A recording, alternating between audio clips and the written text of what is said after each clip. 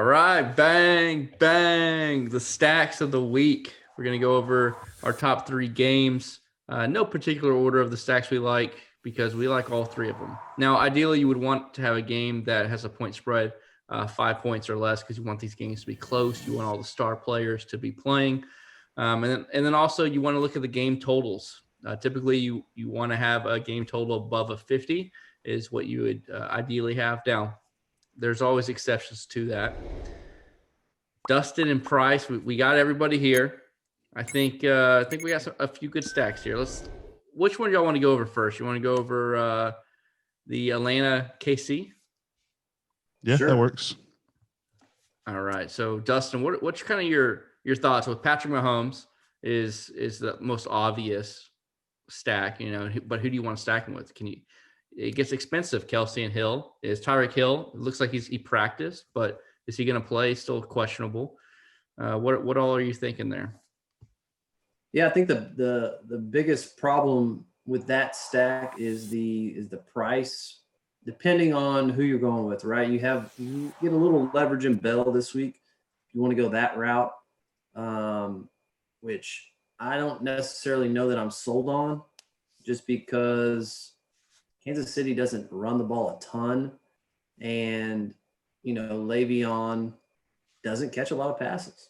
I kind of talked about it in our weekly pod that I think his most targets all year has been 3, which obviously split in time, but still CEH has gotten a lot more volume in the passing game, which was Le'Veon's kind of bread and butter, along with his rushing there in Pittsburgh. So to me, I really like Kelsey. It's hard not to like him, right? At 8,500, he's a little bit pricey, and then you got this is on DraftKings, and then you got Tyreek, who's 9K. So you try to play both of them in Mahomes, and your lineup is looking a little sketch. So for me, monitor Tyreek's health.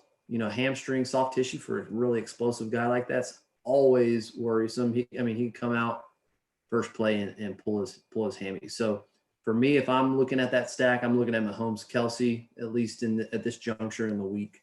Then that's kind of how I feel about it right now. But depending on what the beat writers and all that say about Tyreek, I could change it. Do you think with the blowout factor and then also with Hill might be questionable and how expensive that stack is to go the other way and run it with Matty Ice and then Calvin, and then run it back with the cheap running back play with Le'Veon, since he's going to get all the work, and they might be blowing Atlanta out? I'll let Price take that one before I give my sense on it. I would probably look at, if I'm going to go the opposite, do Matt Ryan, Russell Gage, and run it back with Kelsey. I think that's a cheaper way, because you need to stay cheap anyways, because there's not that much value this week. And if Matt Ryan's going to be super low owned, like less than 5%, Gage is going to be like half the percentage of Ridley, and then Kelsey is in the best spot of anybody of any slate this week. Can you trust Matty Ice though after with the Julio situation, because I feel like we've been burned by him a lot. I think he's a great GPP play. I wouldn't play him in cash, but I think you have 400 yard 3 TD upside with him. Is he? If they're going to be trailing, he's going to have to throw. Their run game sucks.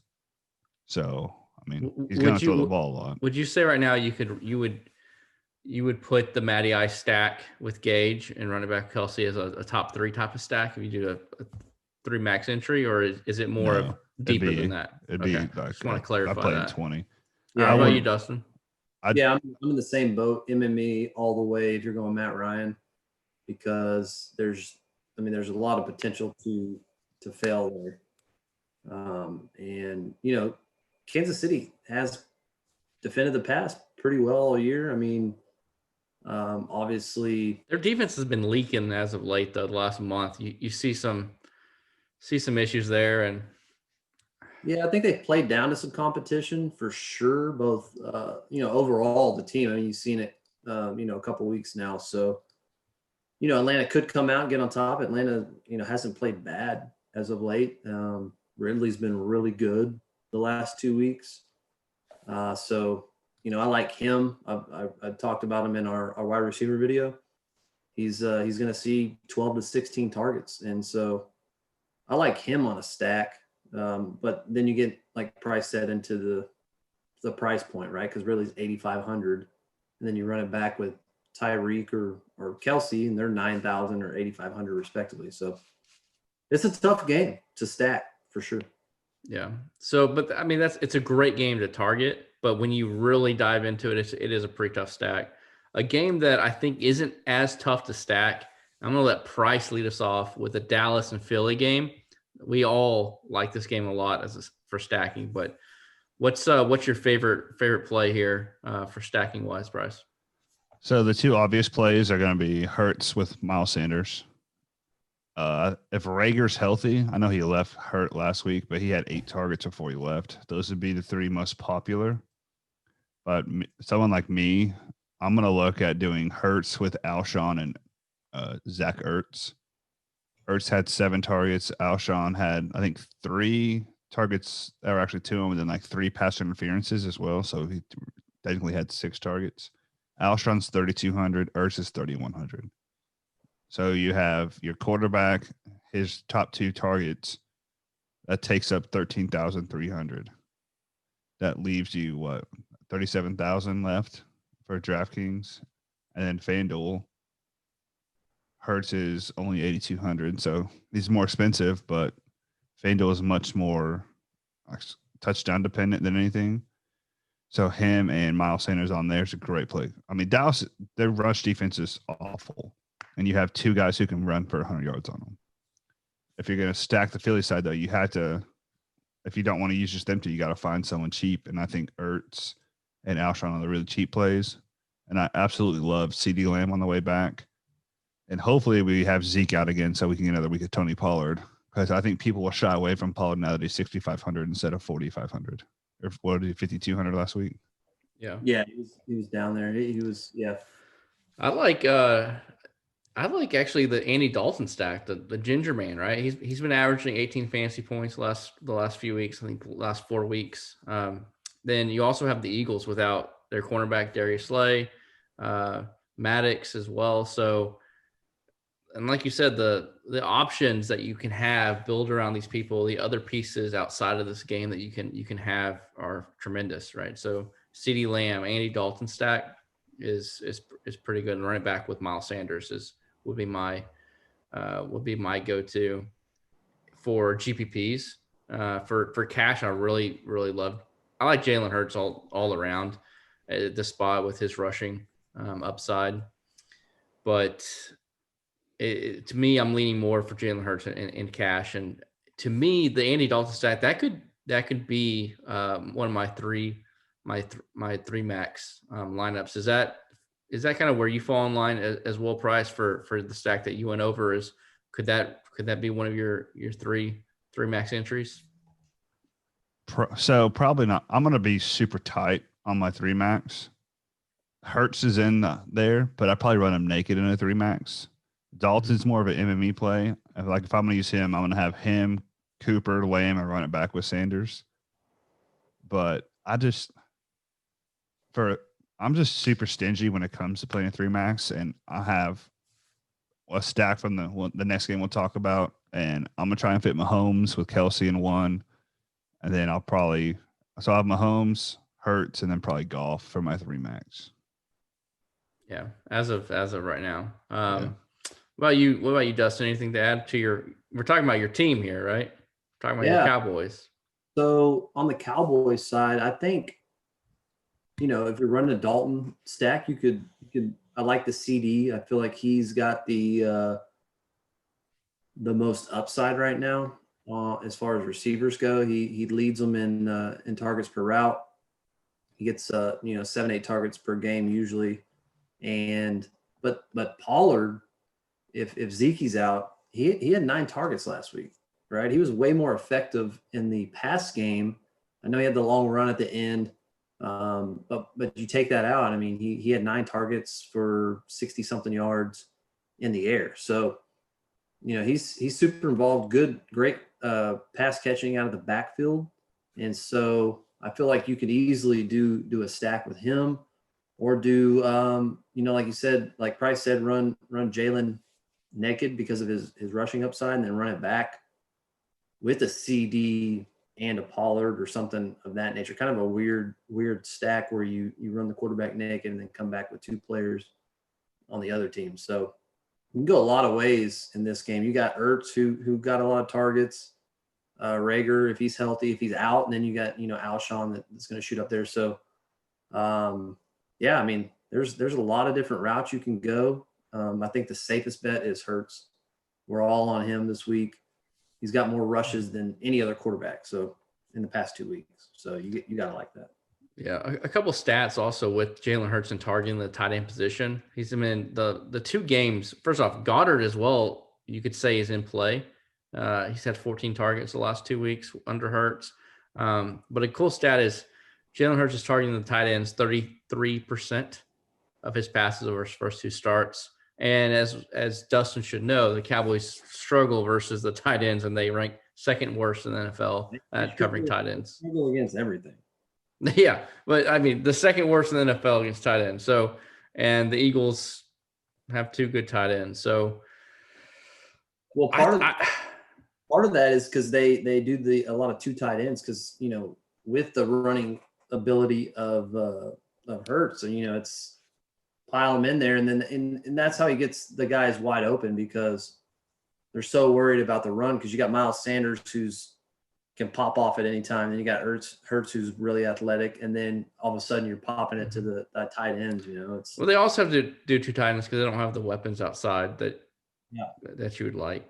But there's a lot to like about this game, even if you don't have it as your main stack. There's a lot of pieces that we went over that you can run run naked like a lamb, or if you do just want the quarterback, you don't have to pair Hurts with anybody. He can still pay off, especially with the rushing. So let's go on to prices. It seems like a little hidden gem here is going to go to his 3 max lineups. The Rams versus the Seahawks. Which way are you running here? There's a couple different ways. I'm curious. I'm interested to see. All the fans are interested to see who you going to go. Who do you like here in this game? I'm going to be all over the Rams this week. I love Goff, love Kupp, love Woods, love Henderson. I think for 3 max, I might do Goff, Henderson, and Kupp, and then not even run it back with anyone from Seattle. Go attack the other games I like so much, because we looked. Goff is a monster on the road. Kupp has the best matchup of any of their receivers, and Henderson's so cheap. It allows me to play whoever I want. Typically, I'd probably want to run DK back because he's such a monster, but Ramsey's on him. And he held DK to 2 catches for 20 yards last game. Lockett has a great matchup, but we all know what happens with Lockett, and he just scores 50 or 8. Yeah. And Russ he spreads the ball around. So the only way I really might come back is with Chris Carson. He's not really seeding any touches. I know Hyde broke off a 50-yard touchdown run last week, but he didn't have very many touches. DJ Dallas is out of the picture. Homer doesn't do anything. So it's a Chris Carson show. So that might be a nice little in-game stack of Goff, Carson, Henderson, and Kupp. Yeah. I like that a lot. I don't really like the Seahawks side much, but I love the Rams side. Yeah. I agree, Price. I mean, Lockett with DK with Ramsey, but it is boom or bust. But if you're playing a GPP, you can kind of feel that. I don't love Lockett on a cash basis play, but Kupp, I agree. Kupp and Woods are both in terrific smash spots. Kupp the last 2 times versus Seattle. Now they're in the same division, so they play twice a year. They definitely know each other. Strengths and weakness, but 26 targets, 15 receptions, 210 yards, and a couple TDs. So Kupp is once again another smash spot, and I agree with everything you said. I have no objection to any of that. What about you, Dustin? I will say on ownership projections, Kupp and Woods are looking under 6%, and DK is looking at right at 6%. So super low owned. Yeah, I mean, I think Lockett could be an MME play. Obviously, his volatility throughout the year has been, a little bit annoying for fantasy users. They did get 9 targets last time they played. He's still integral. Gosh, can't even say that word. He's an important piece. To the offense, right? I mean, they got to go somewhere, right? And DK, Alexander, and Ramsey are both good corners there with the Rams, and it just makes sense that Lockett, with the positive advantage there, according to PFF, would be the beneficiary, or like you said, Chris Carson. But he didn't look great last week. He did play, I think, 70% of the snaps and got 17 out of 23 carries. So you don't have to worry about the carries being taken away. He just hasn't been utilized as much. You'd like to see him a little more involved in the pass game, and but he is somebody they're going to score, and it's is Will Dissly going to score? Probably not. So you got to look at DK, Lockett, and Carson. So I think you got to pick one of those guys, especially if you think it's going to be a competitive game, and just kind of take a stand, or do the MME type thing and have Lockett and DK kind of mixed in, and hope those lineups hit with the other ones. Yeah, I will say with Russell Wilson though, is his price is starting to dwindle down. Now down around 7,300 on DraftKings, to where he's more of a viable play than, I don't know. He's 7,300 is not a bad price for Russ Wilson. Just depends on if he's it's going to be super low owned too. Yeah, because it's not the best matchup. But at the end of the day, NFL is about offense, and it doesn't matter how good the defense is. You can still put up a lot of points on whoever it is. Yeah, and that's true. But my thing's like, you got the Rams who just lost to the Jets. And so it's like, okay. And then you got Seattle, who's just been floundering lately. And so it's like, we really don't know, right? Pittsburgh looked great all year and then have looked trash the last 3 weeks. Same players, same everything. So it's like, thank you for bringing that up too. I just clicked to circle back to you talking about the blowout factor in the KC game. Because Pittsburgh lost, as long as they win this week, they lock in the number 1 seed, and Buffalo can't catch them. So I think even if they're up, Mahomes is going to step on their throats, and they're going to score like 60 points. 60? Okay, like 45, but 60. Hey, they scored 60 on the Rams like 2 years ago. That was a great game. The Rams scored like 58. I know. That was fun. We don't get too many games like that. Sorry to interrupt. I just popped into my head. I was trying to remember what I wanted to circle back to in that game, and it was because Pittsburgh has choked the last 3 weeks after looking so dominant. Yeah. Well, yeah, I think kind of what Chris was leaning towards, right? Russ, and even you, Price, with his ownership, you have a guy who's been there and done it for years, and Russ Wilson. And he's got weapons in Metcalf and Lockett. Like they can put up points, and it's any given week in the NFL, they could completely shred the Rams defense. And so, I like it as a very low owned stack. I mean, you can't think many people are going to go Russ Wilson and Metcalf, or Metcalf and Lockett. I mean, that would be super, super low owned. I think it'd be a really fun MME stack of having Russ, Lockett, Metcalf, and run it back with someone who's not going to be owned at all. It would be like Higbee. Yeah. And then you just ball out on everybody else. There's some other cheap plays that we'll go over in the deep dive, but I think that'd be a great MME stack right there. Sure. Well, let's wrap it up. Price talked about the deep dive. If you want to check out the deep dive, it is coming out tomorrow morning, right, Dustin? Tomorrow morning, and morning-ish. Go to dfsdads.com, join up, check us out. We're also bringing you NBA content. It's been cashed again today, so it's been a lot of fun. NBA season's just started, NFL is starting to wind down. We still have a few good weeks left. So you definitely want to take a look at the deep dive, take out all the work off your plate and puts it on our plate, and do a great job breaking all that down for you. So any last words? This slate's pretty fun. Go Cowboys. Go Rams for Price. This man's running 4 people: Woods, Cup, Henderson, and Goff. Higbee. Higbee. It paid off last week. My stack I loved popped off. Price thinks this is a showdown slate of just the Rams game. Well, maybe. No. I think we should add Higbee to that list of your stack for the day. All I know is Sunday, I want to be looking like that guy right there, hitting the game-winning shot, making that money. Nothing but green on Sunday evening. All right. Well, hope you make your millions, Price. I won't forget about y'all. All right. We'll see y'all.